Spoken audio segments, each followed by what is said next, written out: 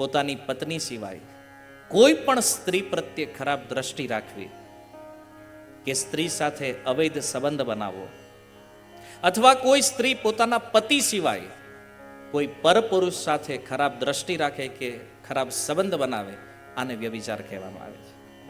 અને આ પાપ જે છે ને એ આજે બહુ વધ્યું છે. આજે સમાજનો સૌથી મોટો બગાડ જો થયો હોય ને તો એ આ વ્યભિચારમાં થયો છે. પહેલા તો શું છે, કુંવારા હોય અને ક્યાંક પ્રેમ થાય તેમ થાય કે હાલો આના લગ્ન કરાવી દે. હવે પરણેલા ભાગી જાય. આ હસવાની વાત નથી, દુઃખનો વિષય છે. 35 વર્ષની ઉંમર, 2-4 સંતાનોના બાપ હોય, માં હોય, કોઈની હારે ભાગી જવું. વિચાર કરો આપણો સમાજ કેટલો વિકૃત થયો છે. વાસનાઓના પૂર કેવા ઉમટ્યા છે. તોય આપણે કહીએ છીએ કે આપણે પ્રગતિ કરી, આપણે આગળ વધ્યા, ફોરવર્ડ થયા. શું ફોરવર્ડ છે? આ બોયફ્રેન્ડ ગર્લફ્રેન્ડ કલ્ચર જે વિકસ્યું છે, આ સમાજની અધોગતિની નિશાની છે. આજે તમે જુઓ, કદાચ તમે મારી વાત માનશો કે નહીં માનો એ એક મોટો પ્રશ્ન છે.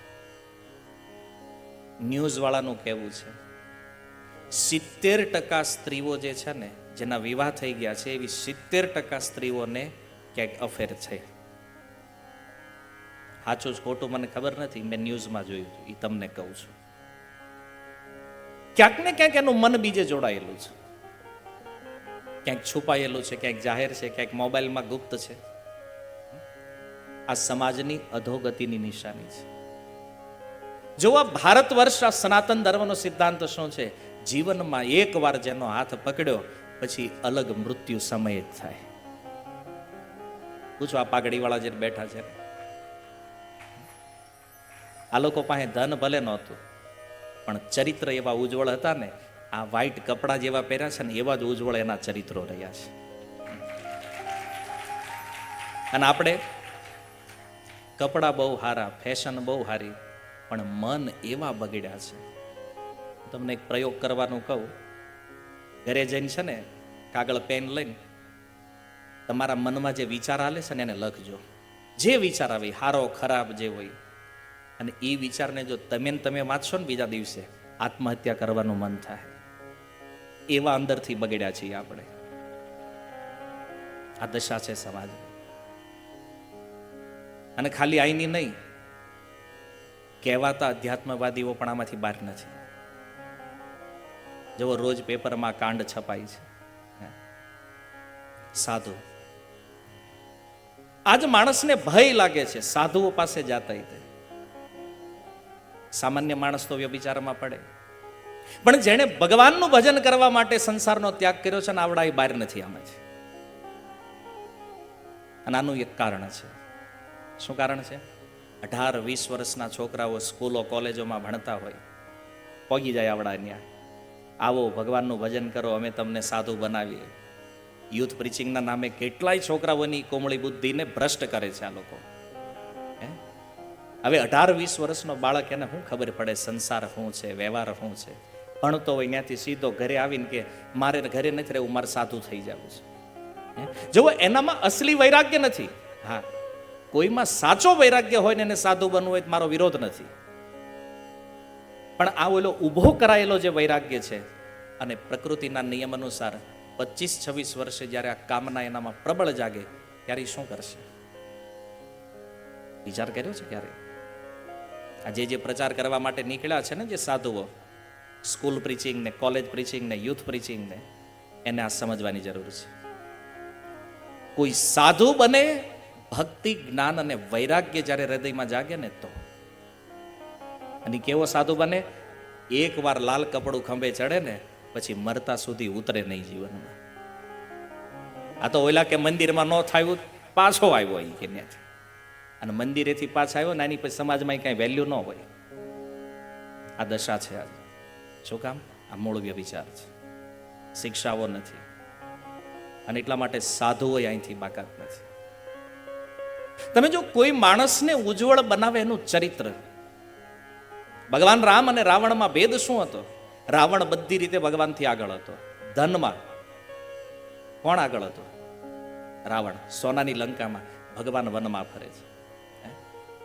સેના બળમાં કોણ આગળ હતું? રાવણ. વિદ્યામાં કોણ આગળ હતું? રાવણ. વેદ જાણે છે, વેદ પાઠી હતો. છતાં જીત ભગવાન રામની કેમ થઈ? રામાયણમાં એક પ્રશ્ન છે. જીત ભગવાન રામની કેમ છે?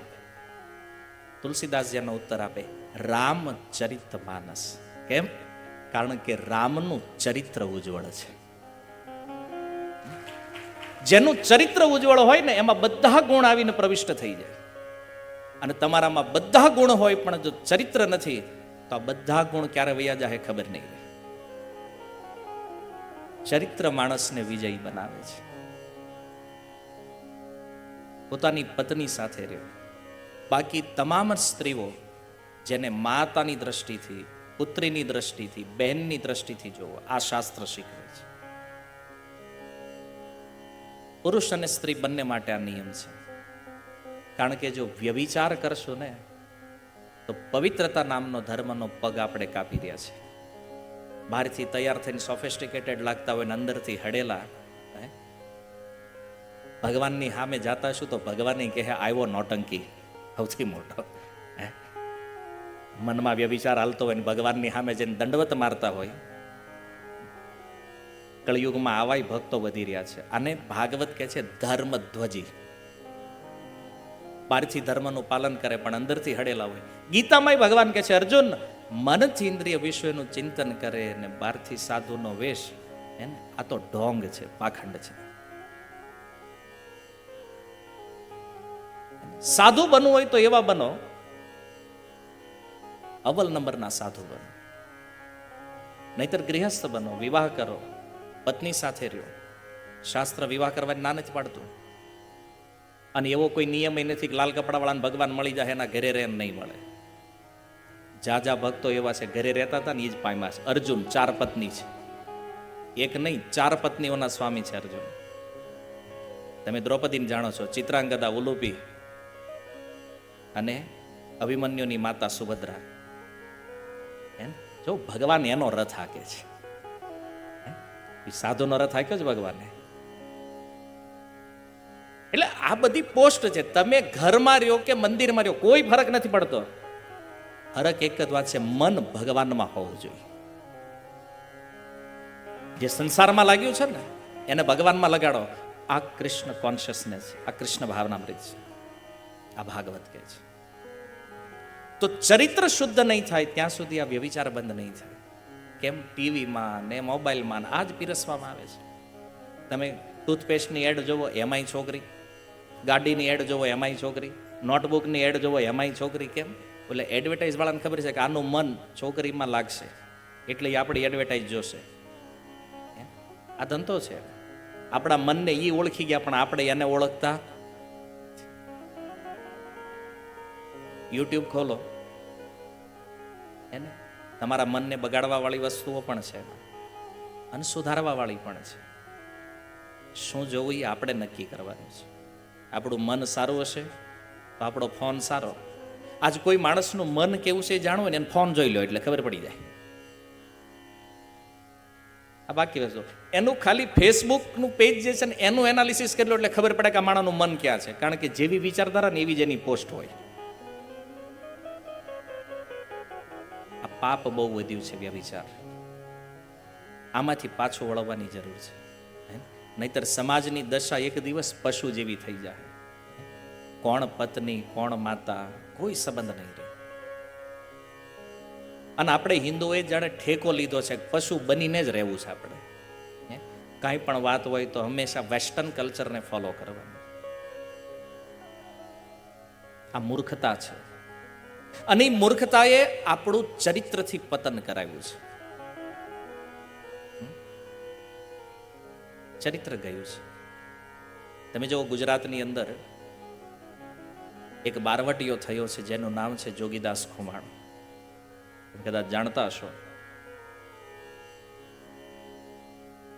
એકવાર એનો જે ઘોડો છે એને જળ પીવડાવવા માટે નદી ઉપર લઈ જાય. એક સુંદર સ્ત્રી એની ઘોડાની લગામ પકડી અને કીધું, જોગીદાસ મારે વિવાહ કરવા જ તમારી. અને જોગીદાસની નજર એની ઉપર પડી. નજર પડી, મનમાં થોડો વિકાર ઉત્પન્ન થયો છે. આવીને પોતાની આંખમાં લાલ મરચું નાખી બે આંખ બંધ કરીને પટ્ટી બાંધી દીધી આંખે.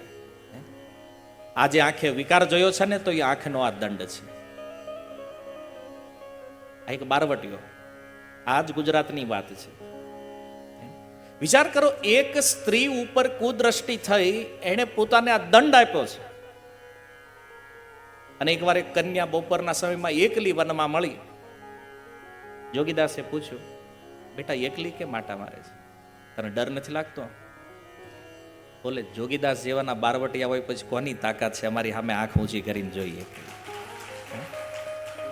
જો ગુજરાતના ચોરોના ચરિત્ર આટલા ઉજ્જવળ છે, અને ચોર તો ન કહેવાય, બારવટિયા એટલે આપણી ભાષામાં વીક, પણ આ ઈ સમયનો એક એવો શબ્દ છે.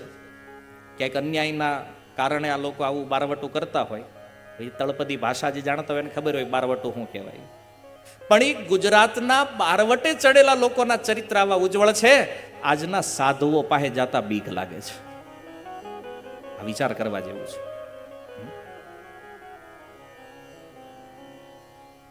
કેટલું પતન થયું છે જોવા આપણે.